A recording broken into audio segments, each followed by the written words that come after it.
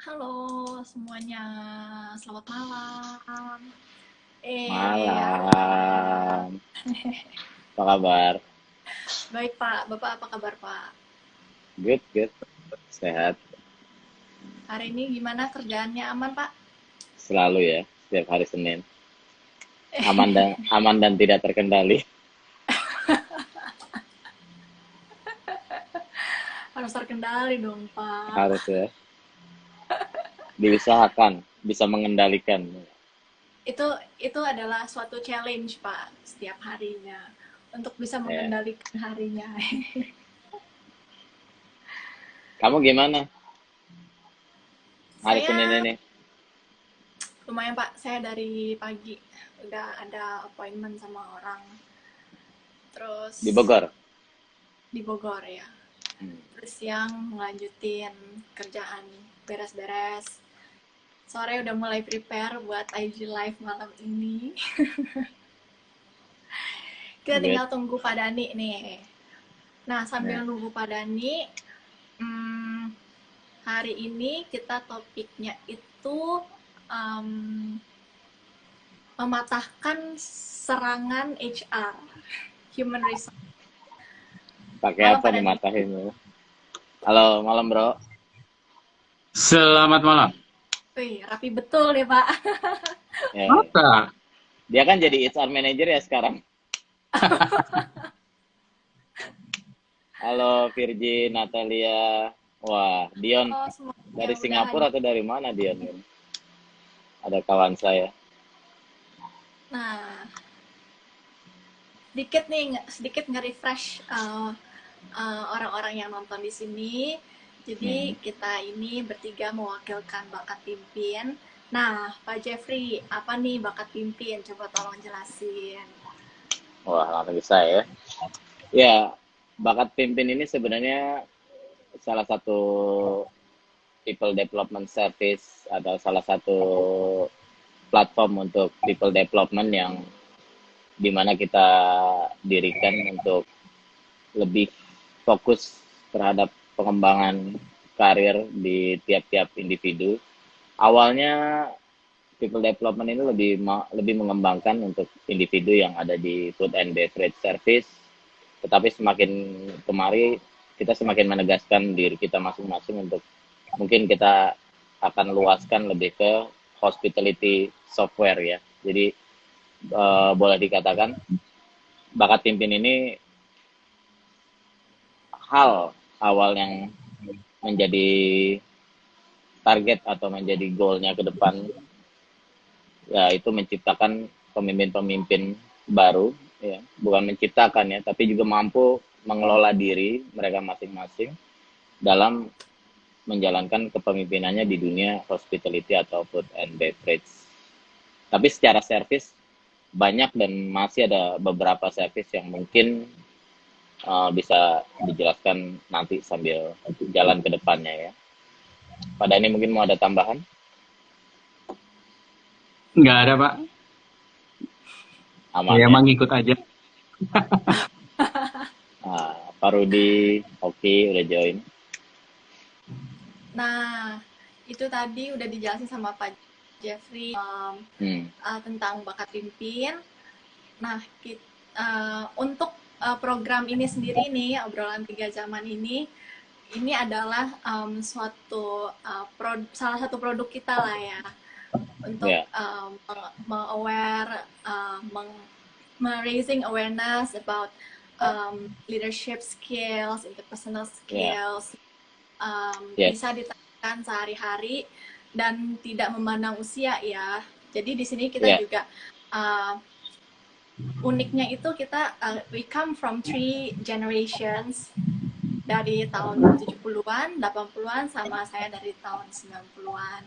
Nah, jadi kita melihat suatu situasi atau suatu problem itu kita lihat dari 3 perspektif gitu. Nah, hari ini sendiri topiknya ini mematahkan serangan HR. penting Siapa nih nih ya ya. yang pilih kata mematahkan ini? Pak Dhani kayak paling jago milih kata-kata. Tapi memang Baik. memang ini satu materi yang boleh dikatakan untuk generasi-generasi Fania yang baru lulus kuliah ya.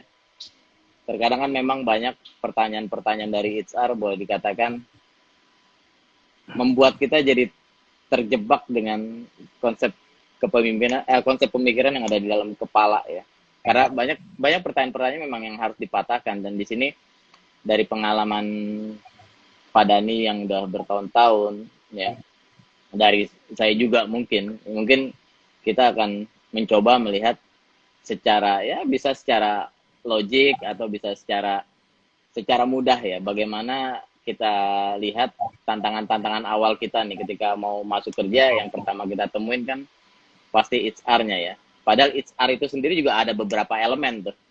Jadi belum tentu kita ketemu sama langsung top level di HR itu sendiri, jangan-jangan kita baru ketemu sama level staff atau level rekrutmen. Jadi memang perlu beberapa metode ya yang mungkin nanti bisa kita kelas secara santai dan damai tentunya ya.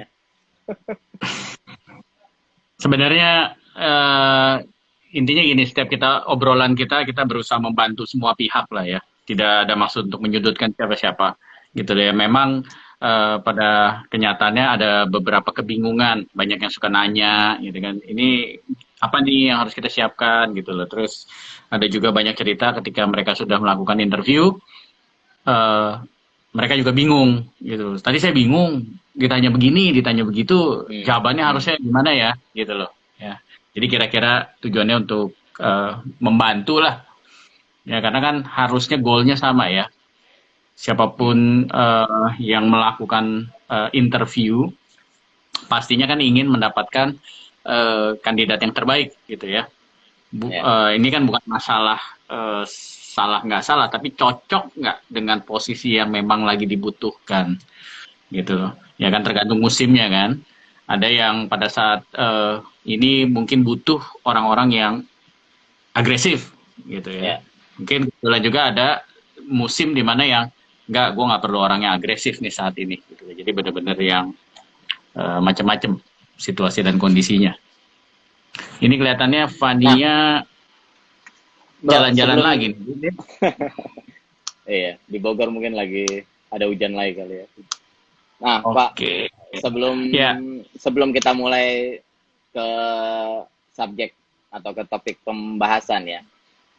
Ya. Bapak sendiri atau saya juga mungkin nanti saya coba kasih beberapa clue. Bapak sendiri ketika sedang akan melakukan proses interview ya, itu biasanya tahapan-tahapan apa yang Bapak siapkan sebagai orang yang akan interview? Dalam artian kan di sini juga Bapak bisa memposisikan diri Bapak sebagai HR, sebagai founder, atau sebagai orang operation sendiri gitu Pak. Gimana Pak Dhani?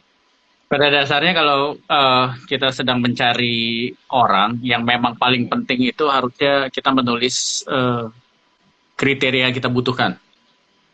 Ya, jadi jangan asal copy paste. Oh ya udah nih formatnya udah ada, ya udah taruh aja nih di pengumuman kira-kira. Ya, tapi ya seperti tadi saya bilang, ada kalanya kita butuh karakter-karakter yang berbeda. Sekali lagi tergantung musimnya. Ya. Ada yang memang jago jualan misalkan ya. Misalkan kita mencari di orang-orang yang memang kita butuh nih orang-orang di sales yang jago jualan gitu kan. Tapi ada juga musim ketika kita strateginya sedang ingin mempertahankan relationship sama customer. Ya.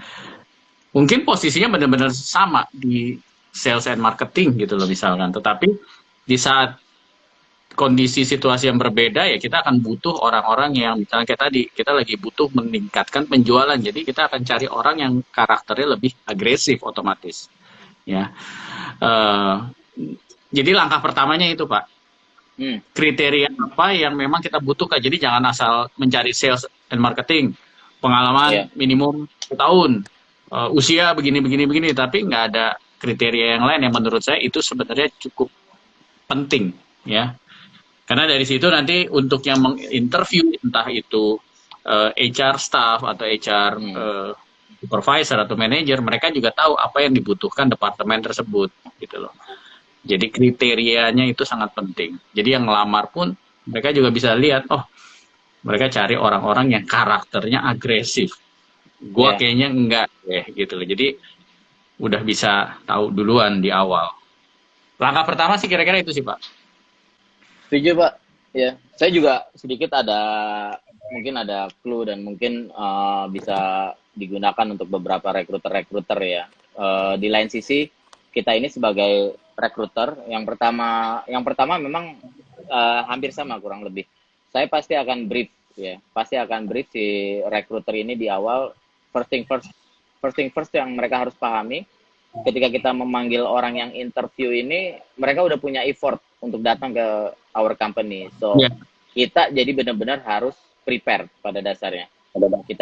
Kita sebagai recruitment employee, sebagai orang yang akan merekrut, harus prepare bagaimana kita nge-groom diri kita. Pertanyaan-pertanyaannya pun tidak, buat saya sih jangan sampai mengeluarkan pertanyaan-pertanyaan yang menyudutkan, negatif. Jangan sampai mereka pulang dari interview sehingga mereka mendapatkan message atau kesan negatif terhadap si company culture. Jadi di lain itu juga saya juga membatasi jangan lebih dari 4-5 orang dalam satu hari ketika melakukan interview. Beda cerita kalau misalnya kita interview dalam kondisi sedang massive recruitment ya Pak ya. Mungkin bisa dibagi menjadi 5-6 orang yang interview agar speed interviewnya bisa lumayan cepat ya. Tapi pada dasarnya saya setuju sama Bapak. Ya, pertama kita harus brief requirement yang kita butuhkan apa, bagaimana kita melihat karakter orang tersebut, akankah masuk dengan company culture-nya kita. Itu yang kedua. Kemudian di lain sisi ya selain kriteria, karakter, mereka bakalan cocok sama company value atau company culture.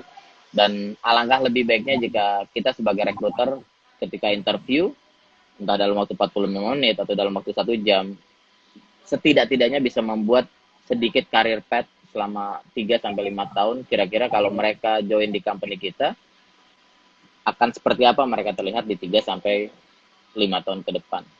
Ya jadi moralnya sih sama sih Pak ya. Sama. Selama Bapak di interview, pernah nggak punya pengalaman yang ngeselin atau yang lucu? Gitu? Maksudnya ada pertanyaan yang membingungkan, karena kita semua tahu lah ya, pertanyaan di HR itu kan banyak pertanyaan jebakan Batman gitu ya. Banyak. Ditanya A, padahal maksudnya ada udang di balik batunya tuh banyak gitu loh. Saya boleh bagi beberapa tahap nggak nih pada nih? Tahap apa tuh? Jadi saya permudah aja di 2 tahap lah. Tahap ketika saya di interview, pas saya memasuki entry level, ketika saya melamar pekerjaan sebagai waiter, sebagai captain floor, ya, atau sebagai daily worker in the past, ya. Kemudian tahapan interview ya ketika udah ada di level expertise ya, atau mungkin top level management, which is ada 1-2 pertanyaan yang saya tidak habis pikir masih dipertanyakan ke diri saya. Yang pertama itu, pertanyaan ketika saya melamar jadi waiter. Saya ditanyakan, jelaskan ke saya siapa Anda. Mati nggak? Gue langsung bengong, terus gue langsung mikir, jelaskan siapa Anda. Nah ini benar-benar, di pengalaman pertama yang membuat saya pertanyaan yang really deep. Saya baru kerja sekali, itu pun training di Grand Hyatt, dan saya melamar hanya di posisi waiter. Finally, saya drop dan akhirnya saya jelaskan, ya nama saya Jeffrey, saya sebelumnya training di Grand Hyatt, kemudian pengalaman saya di Grand Hyatt daily worker, saya kuliah di sini. Dan orang itu hanya bilang, I can see from your CV. Saya mau Anda jelaskan siapa diri Anda, and I just lost. To be honest, di kesempatan itu saya nggak dipanggil ke second interview. Ya mungkin dia menyesal ya, tapi nggak apa-apa lah. Ya itu gue lumayan sedih saat itu kan. Akhirnya gue Iya. coba untuk belajar, gue coba googling, gue coba searching, kenapa pertanyaan-pertanyaan ini keluar gitu. Ya akhirnya semakin kemari, semakin belajar ya sampai saat ini akhirnya ketika orang nanya describe yourself atau siapa sih diri kamu, gue mulai menceritakan bagaimana ketika gue kecil, gue berkembang. Selalu hal ini yang gue ceritain ya. Gue kecil, come from the poor family, this is what my parents did, this is what I did. Gue harus jualan sampai SMP, SMA, gue harus bawa makanan untuk dijajakan di warung-warung sekitar rumah. I mean like di sini saya mencoba membangun ke orang yang interview saya kalau how tough my life is, you know. Oke. Ya kan? Maybe jadi dia agak sedikit lebih sad atau dia agak lebih concern, wow, that's really tough. Dan I decide buat kuliah di perhotelan karena saya merasa di sini adalah sebuah passion yang saya temukan, yaitu untuk melayani. Di lain sisi saya memahami tentang pelayanan ini ketika saya harus melayani orang tua, dan sekarang di usia saya yang mulai mendekati 27, 25, which is saya juga sudah menikah. Akhirnya saya mulai berpikir bagaimana cara saya melayani Tuhan, bagaimana saya melayani keluarga. Dan here I am, sekarang saya ada di posisi saya saat ini, dan tentunya saya melamar ke perusahaan ini untuk agar saya bisa melanjutkan karir path saya melanjutkan cerita tentang kisah saya ini siapa ke depannya. Dan ya, I believe some of interviewer fall in love sedikit lah ya. Jadi pada intinya Walaupun mungkin ada yang nggak terjebak juga sama statement atau narasinya. enggak, tapi benar. Sebenarnya gitu. Apa yang sudah ditulis di CV kan sebenarnya udah nggak perlu ceritain ya, Kak. Ya, jadi memang itu pertanyaan udang di balik batu yang memang semua orang nih mulai harus mengerti, karena dari pertanyaan tell me about yourself, ceritakan tentang diri kamu, itu kan banyak yang kita bisa dapatkan, dan itu memang juga masih sering saya pakai pada saat menginterview orang. Okay. Ya, karena begitu tadi Pak Jeff cerita mengenai pengalamannya, ya kan, itu kan nanti kita bisa mendapatkan kepribadian dan karakternya Bapak. Dari cerita-cerita yang Bapak sampaikan kan, oh ini karakternya nih orang nih begini nih, oke, gitu loh. Jadi itu sebenarnya tipsnya ya. Jadi pada saat ditanya, ceritakanlah. Mereka pengen tahu, karena kita kan nggak saling kenal.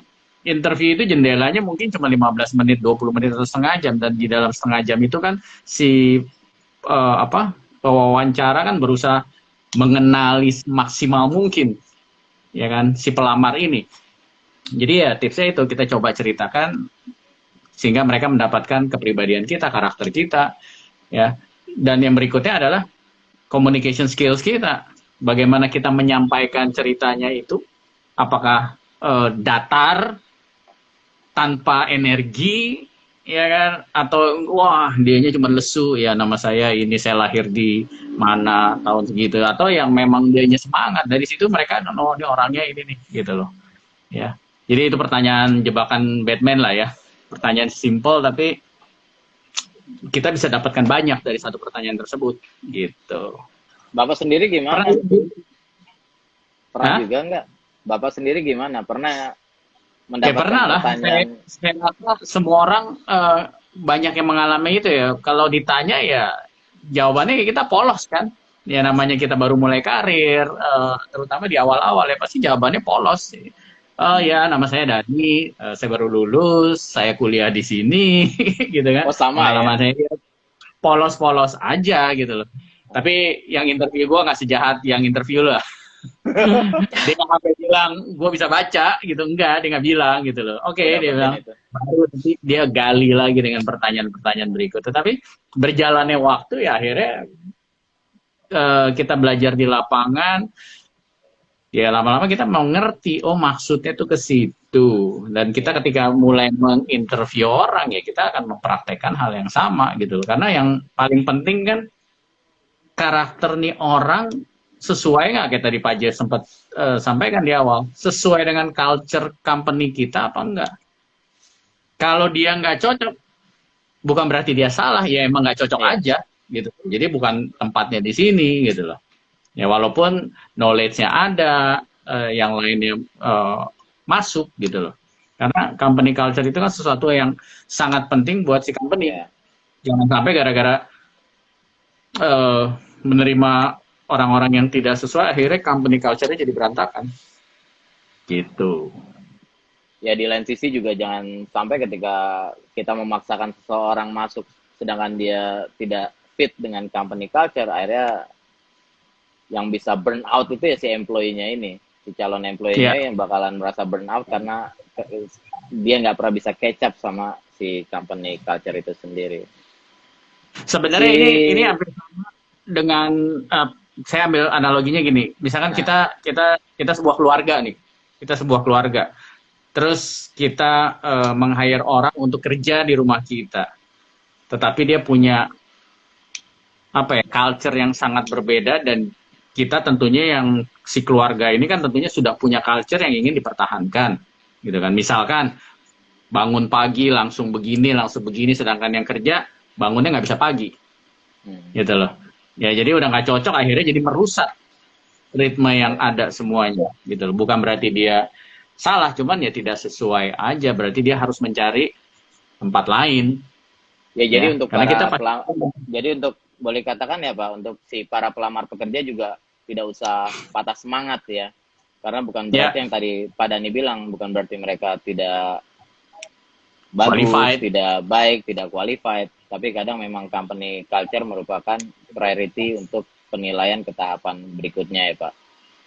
Fania, setelah lulus sekolah, apakah sudah interview? Sudah sama Pak Dhani? Udah. Saya udah interview berapa kali. Terus gimana Pak? Ada pertanyaan-pertanyaan yang ngeselin kamu? Pernah nggak? Sebenarnya tadi pernah. Pertanyaan yang tadi Pak Dhani bilang tuh sama Pak Jeff udah share kan. Tell me about yourself gitu. Awalnya saya ceritain apa yang di CV saya gitu. Karena ya menurut saya kayak ya kan you need my CV gitu. I was thinking kayak gitu. Terus lama bukan itu yang ditanyain ya gitu. Akhirnya belajar di internet segala macam akhirnya jadi cara jawabnya tuh gini loh gitu. Tapi ya itu dia, bener sih kalau misalkan karakter kita sama karakter company-nya nggak cocok, kayak yang satu suka rock, yang satu sukanya klasik, kan nggak bakal masuk ya. Jadi kayak pas interview juga kita seringkali orang jadinya kayak maksain nih untuk suka rock gini, padahal dia nggak suka gitu. Istilahnya kayak gitulah ya. Tapi another question yang agak menjebak juga menurut saya ya, itu pertanyaan, why do we need to hire you? Because I'm the best. Ya, why menarik. do we need to hire you? Itu kayak, waduh, gitu. Because I need a job. Padahal ini pernah dapat ini, Pak. Kenapa, Pak? Pernah ya pernah lah. Tapi gue juga termasuk orang yang jarang interview ya, karena gue dulu begitu lulus sekolah gue langsung ngelamar di satu company dan bertahan cukup lama, 15 tahun lah. Jadi ya selama 15 tahun itu gue nggak ada interview, kira-kira begitu. Jadi cukup aman lah. Jadi jarang, termasuk jarang. Tapi ya pernah, dan gue juga termasuk orang yang sering nanya gitu loh. Karena itu ya sekali lagi, gue suka ngasih pertanyaan-pertanyaan bikin orang mikir gitu aja. Karena dari situ gue bisa melihat nih orang kedewasannya dari mana sih nih, cara berpikirnya seperti apa sih. Itu ya benar-benar yang udang di balik batu banget ya. Tapi intinya gini, kalau misalkan memang ditanya seperti itu, ini tips dari gue lah ya. Be yourself gitu loh. Ya kalau misalnya kita di Fania jawab, ya pertama jujur saya butuh kerja. It's okay gitu loh. Gue appreciate sekali kalau orang ngomong seperti itu. Karena satu hal yang langsung gue dapet, dia jujur. Dia nggak gengsi. Ya itu udah 2 poin yang gue dapetin langsung. Dia jujur, dia nggak gengsi gitu loh. dia orangnya apa adanya, itu udah dapat beberapa poin langsung.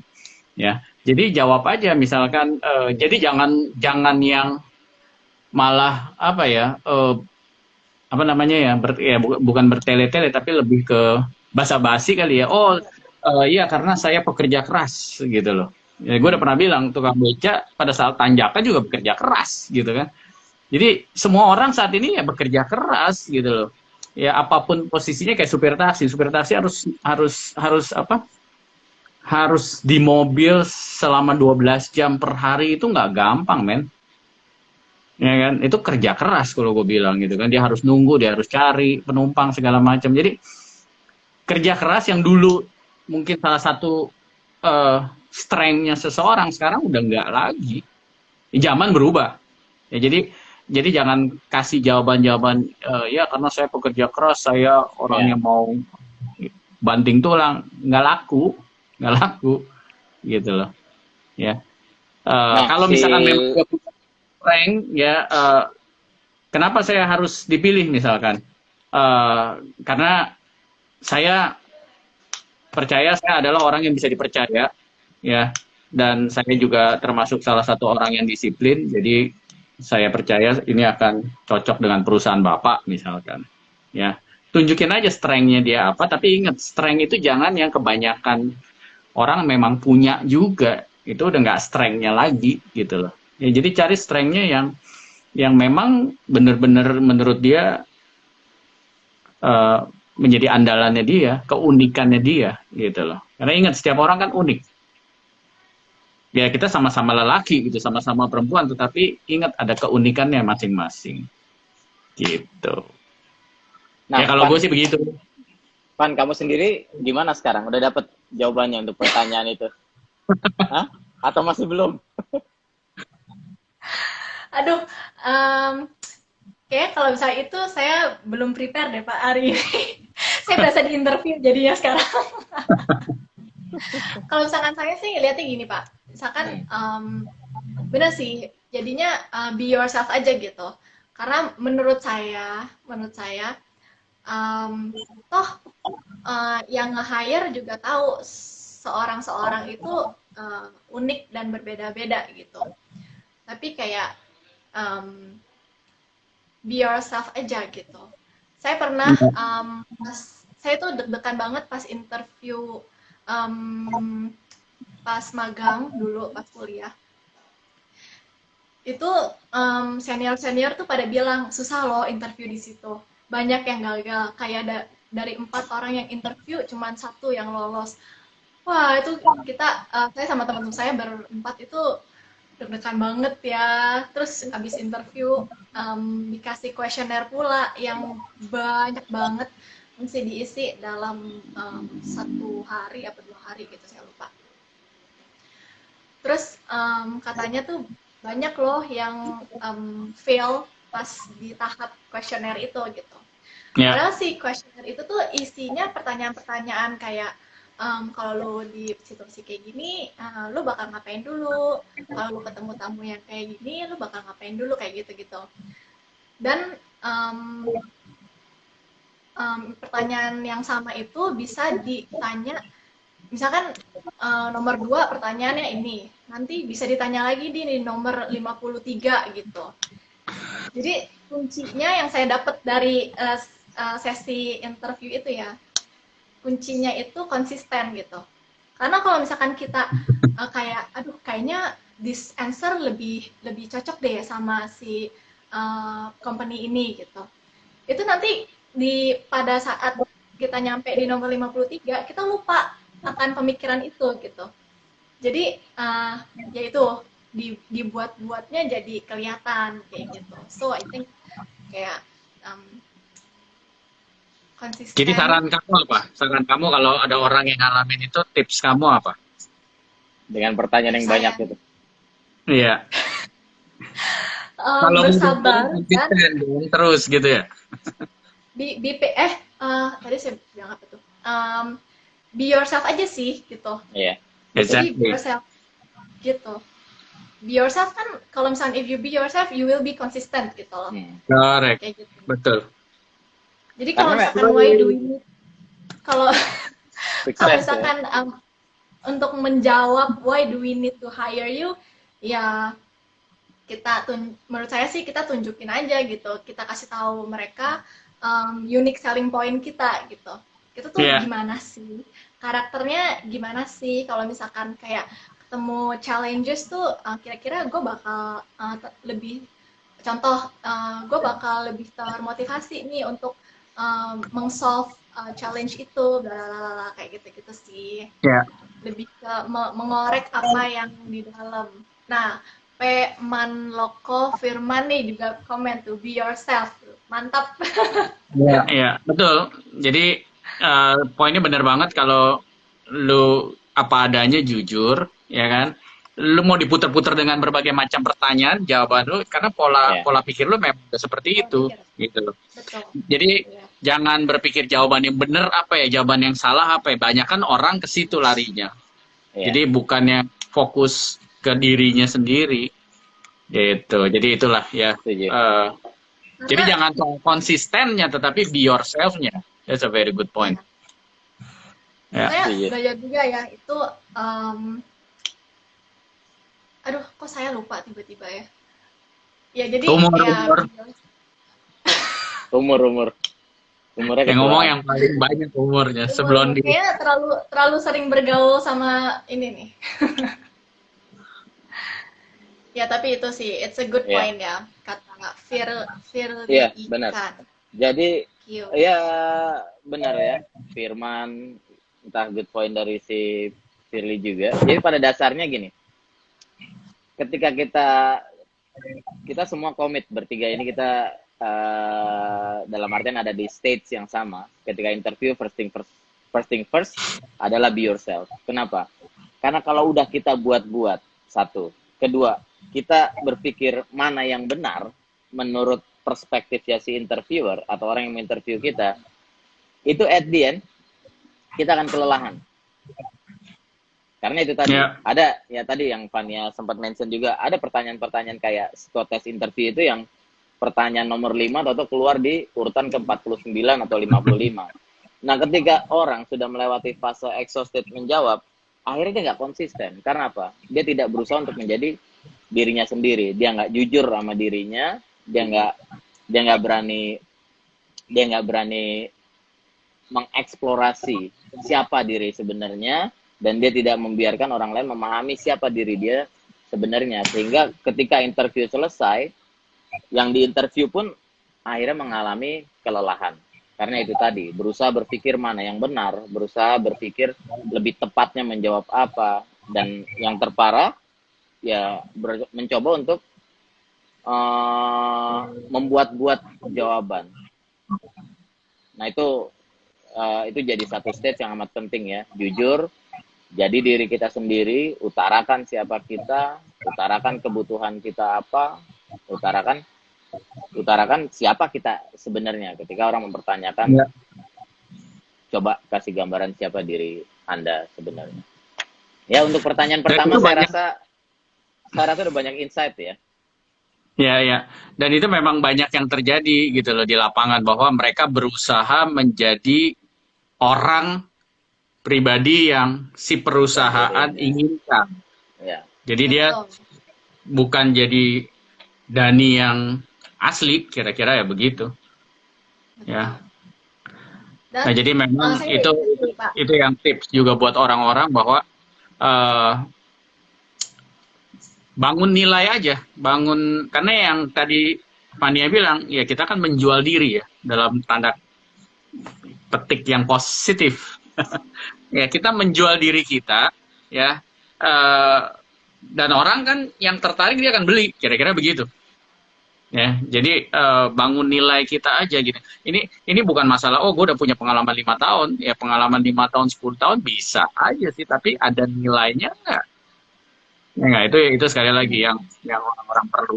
Jadi orang-orang yang baru lulus pun, ya belum punya pengalaman, tetapi itu sering kali membuat mereka merasa nggak punya nilai. Ya. Dan parahnya ada banyak orang yang ya udah, berarti gue harus kuliah atau harus sekolah di sekolah yang reputasinya keren. jadi nilai gue naik. Padahal bukan ke situ arahnya. Nilai seseorang itu ya dari karakter dan kepribadiannya, itu adalah nilai yang dasar sekali dan itu sangat penting. Lu mau pinter tapi kalau kelakuan lu minus, nggak akan diambil, kira-kira gitu kan. Ya, pengetahuan yang menunjang, ya kan. Iya. Kita juga tahu lu baru lulus, oke. Tetapi yang sekarang gue butuhkan, lu bisa gue bentuk apa enggak nih? Ya kan, itu yang makanya mereka melihat karakter dan kepribadiannya. Gitu. Pertanyaan apa lagi yang ada? Fania nih hobi nih kayaknya nih. Iya, hobi loading. Pertanyaannya ya. Tapi yang enak sih harusnya diskusinya sama Fania nih, karena ini related banget sama yang baru-baru mulai interview ya. Itu boleh kita diskusi ya. Boleh kita diskusi untuk mencari jawaban yang kira-kira tepat. Nah, Van, akhirnya on juga. Kita diskusi sama pertanyaan paling ngeselin. Gak tau ya. Ini salah satu pertanyaan kalau kayak kita yang masih di usia muda ya. Kebetulan saya masih 22 tahun sekarang. Sama. Dalam artian tuh sebuah pertanyaan. Sama tetangga juga. Nah, kira-kira 5 tahun ke depan akan seperti apa diri Anda? Pernah nggak sih nemuin itu ketika baru-baru mau kerja? Waduh. 5 tahun ke depan, kenapa tadi? Kira-kira 5 tahun ke depan, Anda akan seperti apa? Lebih lebar dari 5 years gitu ya. Coba, Pak Dani. Pernah nemuin nggak, Pak? Atau Fania? Pernah. Pernah lah. Oh, pernah juga. Kan, pas interview berapa kali interview itu sering ditanyain ya, how do you see yourself in 5 years gitu. Pas pertama kali saya interview, terus diketemuin dengan pertanyaan itu, waduh, langsung mikir, muter otak langsung. Sampai sekarang saya kurang tahu sih Pak sejujurnya jawabannya tuh mestinya kayak gimana. Okay. Nah mungkin bisa nih saya berkonsultasi nih sama senpai ini.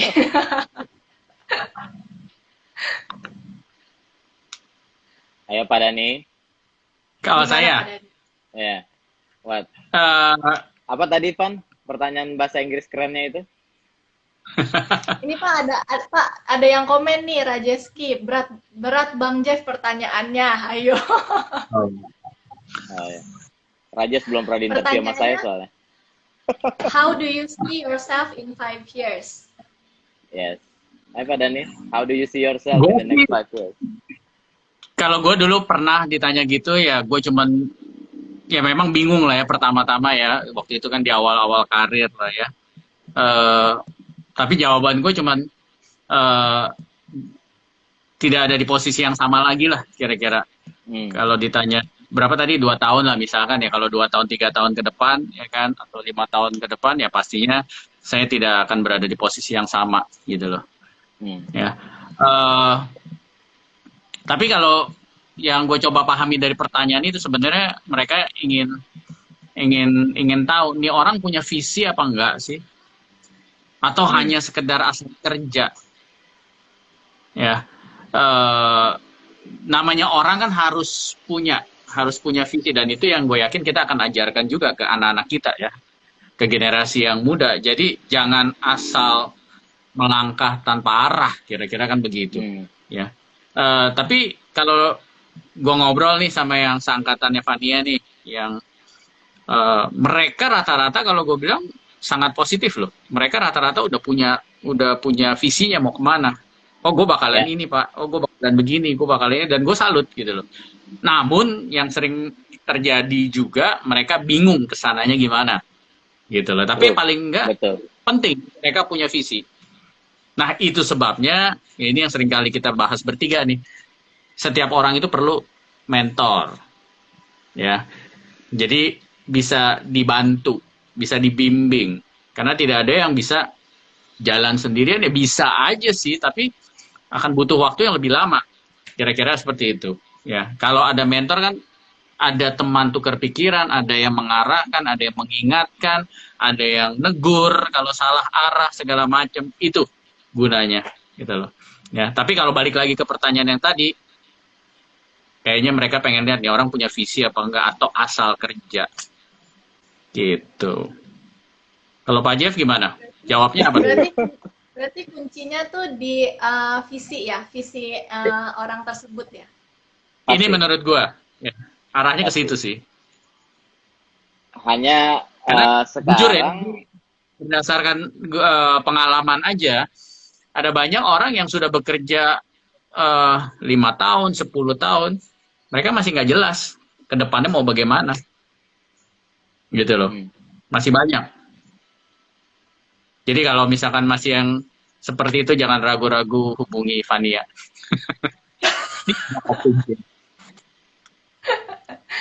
Nanti dibantu sama Pak Jeff.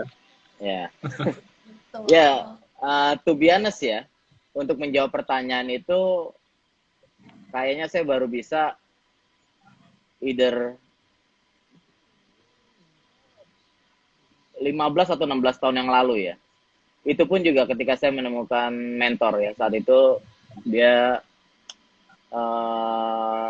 is supervisor, asisten restoran manager level. Dia share ke saya, next time lo akan punya pertanyaan-pertanyaan ketika interview yang akan menjebak lo nih Jeff, yaitu pertanyaan-pertanyaan lo kemana nanti 5 tahun lagi, 6 tahun lagi, 7 tahun lagi ya. Tapi lo nggak usah takut ya, lo nggak usah takut. Pokoknya dia cuma ngasih clue gini, ya saya berharap in the next 5 years kalau posisi yang interview saya itu restoran manager ya, I'll sit in your chairs basically ya, I'll be yours. Itu yang saya dapat sekitar 15-16 tahun yang lalu. Tidak tahu itu benar atau salah. Akhirnya ada sedikit perkembangan. Sedikit perkembangan itu ketika saya mulai memikirkan, ya benar memang orang membutuhkan atau ingin melihat kita 5 tahun ke depan seperti apa. Nah, di sini saya mencoba untuk melihat, orang pasti mau melihat sebenarnya visi hidup kita ini apa sih? Apa yang kita kejar? Goal apa yang kita cari selama 5 tahun? Tetapi untuk menguatkan goal ini, benar tadi kata Fania sama Bapak juga tadi sempat ngomong ya. Untuk menguatkan goal ini, bagaimana untuk sampai ke sananya? Pathline-nya itu seperti apa? Atau timeline-nya itu gimana? Tahun pertama jadi apa? Tahun kedua jadi apa? Tahun ketiga jadi apa? Jadi sehingga si interviewer nih, terutama kalau ini udah ketemu sama level GM HR atau HR manager ya, yang ketika udah mempertanyakan hal ini, atau even udah masuk kalibernya si GM operation ya, FB manager. Nah, andai kita mampu kayak memetakan 5 tahun ke depan kita mau jadi FBM, atau 5 tahun ke depan kita mau jadi operation manager, atau 5 tahun ke depan kita mau jadi general manager operation, setidak-tidaknya 5 tahun itu kita bisa memetakan di tahun pertama kita akan naik apa, posisi apa, dan kebutuhannya apa, di tahun kedua seperti apa, di tahun ketiga seperti apa, di tahun keempat ketika posisi saya apa, saya mengejar apa, kemudian target-target apa yang akan saya pelajari. Pada dasarnya di 5 tahun step ini, dari tahun pertama, kedua, ketiga, keempat, yang meyakinkan saya sih adalah pada dasarnya si interviewer ini mau melihat target atau visi 5 tahun ke depan, bagaimana untuk sampai ke sana, dan bagaimana mengukurnya.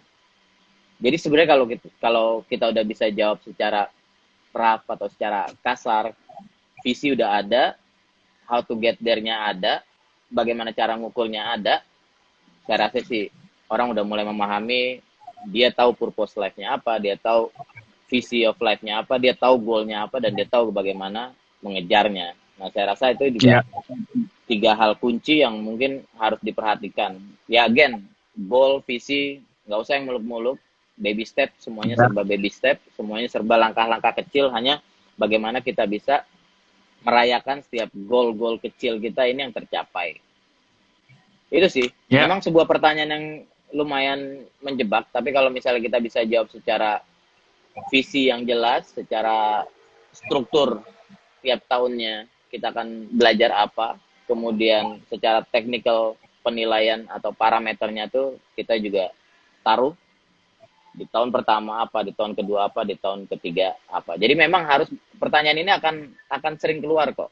Terutama buat generasinya Fania nih. Banyak generasi Fania yang bilang, Pak jangan 5 tahun, 3 tahun aja saya udah tahu mau jadi apa. Jadi kita mulai dari yang tahun kecil ya. Itu pernah saya hadapi. Itu pernah saya interview di anak-anak yang baru lulus dan saya amazing banget gitu loh. Mereka udah bisa. Buat apa Pak saya jadi manajer harus 5 tahun kalau misalnya 3 tahun saya bisa. That be honest, saya mendapatkan pengalaman itu dan nggak cuma sekali 2 kali saya interview anak-anak yang baru lulus sekolah ya 2-3 tahun ini dan I'm really amazing. Mereka punya that capability thing gitu loh. Tapi nambahin aja nih Pak. Jadi jangan salah bahwa gua aja, ya lu tau lah ya umur gue ya, bentar lagi 50 lah. Gua aja di usia, ya nggak usah ketawa dong, biasa aja kan udah lama. Muda tapi iya ya sorry. Gua aja, tadi udah lewat. Gue aja masih ditanya. Kira-kira lu 5-10 tahun ke depan, lu ngeliat diri lu ada di mana? Gila loh, ini umur gue segini masih ditanya. Gitu loh. Dan buat gue ketika gue dengar pertanyaan itu nggak salah sama sekali. Dan gue percaya gitu loh. Masa depan gue masih ada, masih panjang gitu. Jadi buat semua orang yang udah kepala 4, ya kan, jangan terus merasa, wah ini bentar lagi usia pensiun. Karena gue hari Minggu ngobrol sama temen gue itu baru memutuskan untuk kuliah lagi. Ya, karena dia terus bilang, ya gue mau ngajar nih. Nanti begitu gue masuk 55, gue mau ngajar. Jadi dia udah mikir ke depannya mesti ngapain. Dia lagi nambahin ininya dia gelarnya dia. Ya, jadi S2. Karena dia ada rencana untuk ngajar gitu. Dia bilang ya S1 sekarang nggak pakai nih buat ngajar, kira-kira gitu. Ya, jadi jangan hanya dipikir yang usianya masih kayak Fania, tapi kita juga harus siap lah. Ya intinya gini lah, kita harus tetap semangat lah. Ya kan, lu mau usia berapa juga kalau masih hidup kan berarti masih ada hari-hari yang lu harus olah gitu aja.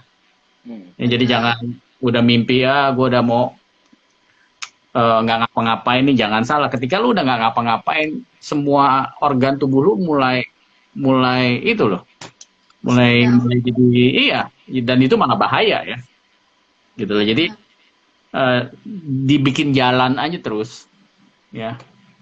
Jadi siap-siap aja lah. Kita harus mikir terus ke depan, apalagi ya kita nggak ada yang tahu lah ya, umur kan nggak ada yang tahu lah. Kira-kira seperti itu. Jadi siap-siap aja buat semuanya. Nah, Pak, ada lagi nih pertanyaan. Sebenarnya agak basic ya, cuman ada this part yang saya juga bingung gitu. Gimana ya jawabnya supaya tetap look good lah during the interview gitu. Pertanyaannya adalah, what's your strength and weakness? Kalau strength kan istilahnya kayak, oh iyalah kita jual diri gitu, ini loh strength gue bisa ini itu lalalala. Kalau weakness kan kayak kita memberitahu mereka tentang kejelekan, kekurangan kita gitu. Nah itu tuh gimana Pak? Jawabnya tuh gimana gitu? Kayak Pak Jeff jago tuh jawabnya. Saya senang banget ketemu pertanyaan ini. Gimana Pak?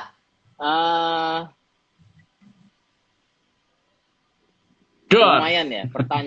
Pertanyaan ini boleh dikatakan sering keluar dan sering saya hadapi. Tapi ada beberapa pattern jawaban yang saya kerjakan, yang saya sampaikan ya. Tapi overall, yang pertama saya jawab, saya nggak pernah jawab my weakness.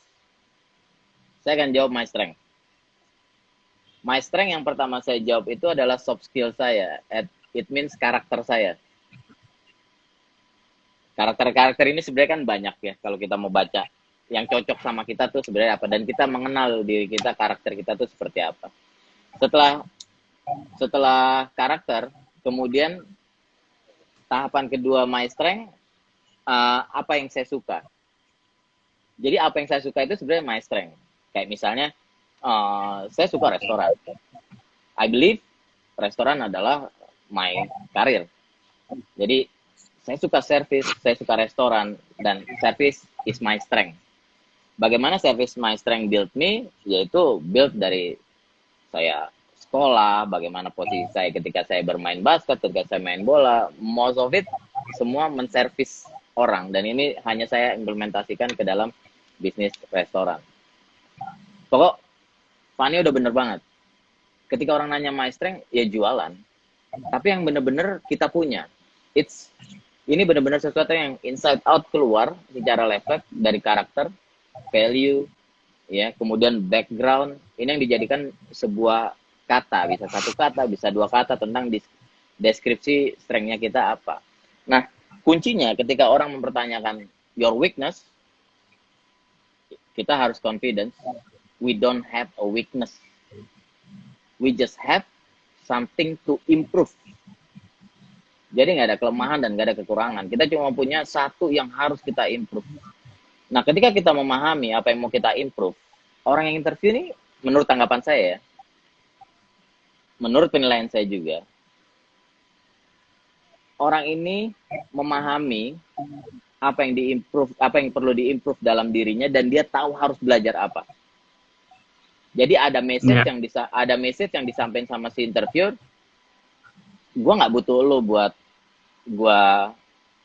gue untuk improve diri gue. Gue tahu apa yang harus gue improve, dan gue tahu bagaimana proses belajar untuk improve diri gue. Jadi pada dasarnya there's no any weakness di dalam diri seseorang ya. Yang weakness yang orang ini sering lihat itu hanya personality yang boleh dikatakan hanya overthinking yang ada di dalam, yang akhirnya dia tunjukin keluar sehingga orang melihat itu sebagai sebuah weakness. Sebenarnya enggak, but room to improve. Apa yang harus saya improve di diri saya. Itu sih ketika saya mendapatkan pertanyaan-pertanyaan what your strength and your weakness. Jadi itu strategi lah ya. Mindsetnya dirubah ya Pak ya. Ya. Dan gue setuju gitu loh. Pertanyaan yang tadi Fania tanya itu salah satu pertanyaan favorit gue lah. Jadi gini, gue nilainya cuma 2 ya. Yang pertama, ya setiap orang tuh harus kenal siapa dirinya. Kalau lu kenal diri lu akan tahu strength lu apa, ya, dan weakness lu apa. Atau tadi Pak Jeff bilang area yang harus diimprove, ya. Karena gini, kalau lu nggak tahu, lu nggak akan bisa jadi pemimpin, lu nggak akan bisa mimpin orang lain loh. Lu ngenalin, ngebaca diri lu aja lu nggak bisa, gimana? Jadi jangan pandai membaca orang lain, tapi lu nggak pandai membaca diri sendiri, ya. Nah itu dia, makanya setiap orang tuh harus kenal siapa dirinya, dan yang kenyataannya ada banyak orang yang nggak kenal siapa dirinya, ya. Makanya itu pertama kali itu. Yang kedua, soft skills itu akan menunjukkan soft skills seseorang, apakah dia dewasa apa enggak. Karena gini, hanya orang dewasa yang bisa dan mampu mengatakan kekurangannya. Kalau anak-anak kan biasanya nutupin, ya enggak. Tapi kalau orang dewasa, dia bisa. Oh, kelebihan gue ini, kekurangan gue ini. Itu aja sih. Ya. Waduh, nggak kerasa. Karena waktunya udah hampir habis nih, mending kita wrap up obrolan kita pada malam hari ini.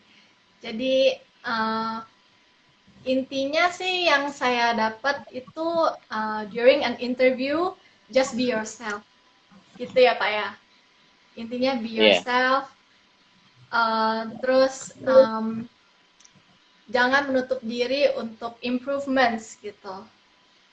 Kalau dari Bapak gimana nih? Ada 1 patah, 2 patah kata yang ingin disampaikan sebagai conclusion? Ya. Pak Dhani mungkin tinggal 9 menit. Ya, ada yang nanya nih. Apa itu bacanya Gua agak gaptek nih bacanya gimana. Ada yang ingin Anda tanyakan untuk bertanya. Oh, biasanya setiap akhir interview selalu ada pertanyaan. Ada yang ingin Anda tanyakan? Untuk bertanya yang baik untuk si pihak wawancara apa saja. Wah, ini Mungkin bisa kita deh. bahas singkat ya Pak ya. Kalau gue tipsnya nggak usah ragu-ragu, tanya aja setelah interview ini ya, menurut Bapak saya gimana? Ya. Terus Itu kalau itu berat untuk dijawab sama si pewawancara. Jadi ya, gue bener-bener pengen tahu performance gue hari ini gimana, kira-kira gitu. yes, Ya, nggak usah that's nanya really good. perusahaan Bapak tuh visinya kemana, itu terlalu basa-basi. Paling enak itu. How do you see yourself? Dibalikin sekarang. Bagaimana Iya. Bapak melihat diri saya? Yeah, that's very good. Berarti lebih nanya ke feedback gitu ya Pak ya. Feedback, ya feedback. Karena selama ini kita jangan sampai pulang interview dan kita nggak tahu jawaban interview kita menurut mereka gimana gitu. Jangan sampai digantung 2 minggu, 3 minggu nggak ada jawaban, that's really unfair, ya, nggak adil. Jadi kalau ada pertanyaan itu tanya balik. Menurut Bapak, setelah kita berbincang selama 30 menit, 40 menit, what do you think about me? Nggak apa-apa. Feedback Bapak tentang saya, nggak apa-apa. Pertanyaan yang bagus, Anggitri. Semoga itu membantu. Kalau dari gue kesimpulan ya be yourself aja lah pada saat interview ya. Dan ingat interview itu hanya momen yang singkat, tapi yang panjang adalah ya hari ini dan hari-hari ke depan ini sampai Anda dipanggil untuk interview. Karena momen-momen sekarang lah di mana kalian yang sedang membangun kebiasaan-kebiasaan positif. Jadi kebiasaan-kebiasaan positif itu akan terlihat pada hari kalian interview. So, be yourself. Ya, jangan mikir yang kayak tadi, jawabannya benar apa salah. Be yourself aja. Ya, kalau kita nggak tahu, ya kan, itu juga sebuah kejujuran. Tapi jangan jawabnya, oh maaf saya nggak tahu. Gitu kan. Bisa dengan kata-kata yang berbeda, kalimat yang berbeda. Oh maaf Pak, itu saya belum paham. Tapi kan intinya sama-sama nggak tahu sebenarnya. Ya, cuman disampaikan dengan cara yang lebih profesional aja. Tapi di situ ditangkap, wah ini anak jujur. Dari gue itu aja. Ya saya juga sama, cepet ya. Pertama yang harus diperhatikan secara soft skill. Secara soft skill jujur yang pertama. Keluarkan energi, jadikan kita memang orang yang benar-benar vibrant, semangat, senyum. Manage your eye contact. Secara teknikal juga orang akan melihat hardware kita. Kalau tadi bicara masalah softwarenya, hardware ya manage your gesture, jangan banyak goyang, jangan touch anything, suka megang jari, suka hal-hal yang gerakan-gerakan yang tidak terlalu banyak dibutuhkan. Fokus ke mata, eye contact jangan lepas ya, jangan muter-muter gitu. Itu aja sih buat saya. Yang penting percaya diri ya, bentuk percaya diri dari apa? Mengenal diri kita, siapa diri kita. Ya. More and less itu. Oke, berarti intinya be yourself, jujur aja ya. Kuncinya. Nah, terima kasih banyak untuk teman-teman yang udah pantengin kita dari awal sampai akhir. Kalau ada yang ketinggalan, mungkin pas awal-awal belum sempat join, nanti bisa nonton di IGTV kita, di Bakat Pimpin, dan kita juga upload videonya di YouTube channel kita. Cari aja Bakat Pimpin, nanti kita langsung muncul di situ. Ya. Oke, nanti berarti obrolan 3 jaman ini nanti nextnya 2 Senin lagi ya. Nanti stay tune aja, follow terus kita di Bakat Pimpin to stay updated. And thank you so much everybody for watching. Terima terus kasih juga, Pak Jeff. tambahan Van, kalau misalnya ada pertanyaan yang belum disampaikan bisa inbox ya, atau misalnya ada yang mau ditambah lagi pertanyaan tentang tadi yang saya harusnya mempertanyakan apa, merasa kurang puas, boleh juga ketik di inbox, nanti coba kita bantu untuk jawab secara strukturalnya ya. Oke. Kalau misalkan ada yang mau belajar, mau bertanya lagi, boleh message kita, nanti kita bisa discuss lagi for further discussion gitu. Oke, bye-bye.